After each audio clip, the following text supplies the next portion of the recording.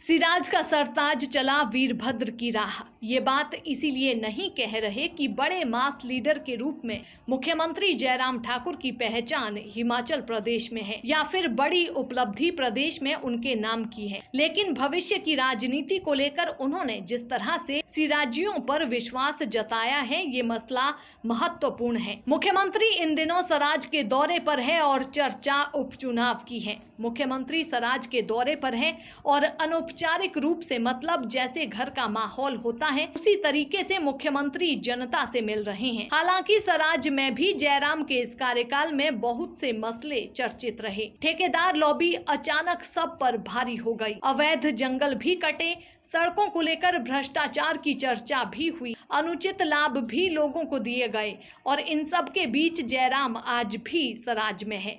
लगातार लोगों से मिलकर सराज के विकास पर मुख्यमंत्री चर्चा कर रहे हैं। अब सवाल ये है कि वीरभद्र की राह उन्होंने कैसे पकड़ी है।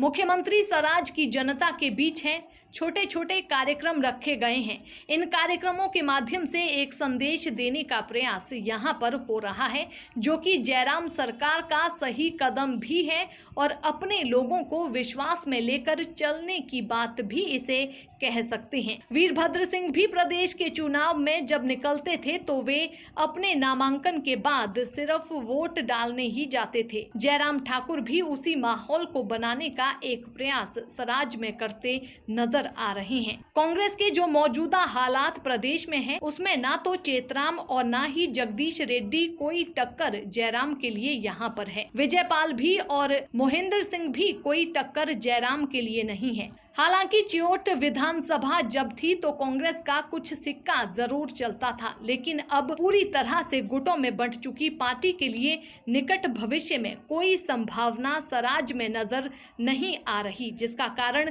कांग्रेस की गुटबाजी तो है ही, साथ ही जयराम पर भाजपा का विश्वास भी है। यही कारण है कि जयराम अब अपनी विधानसभा को सराजियों के हवाले करके खुद प्रदेश में चुनावी तैयारियों में नजर आ रहे हैं और जो दौरा इन दिनों चल रहा है वो उसी तैयारी का हिस्सा नजर आ रहा है। मतलब मजबूती घर से होगी तभी आगे बढ़ेंगे। इसी फॉर्मूले के साथ जयराम ठाकुर काम करते नजर आ रहे हैं। भाजपा ही एक ऐसी पार्टी है जहां शांता और धूमल दोनों चुनाव हारे हैं। वीरभद्र कांग्रेस से कभी चुनाव नहीं हारे, सिर्फ जुब्बल के सिवा, लेकिन तब भी वीरभद्र मुख्यमंत्री बने थे।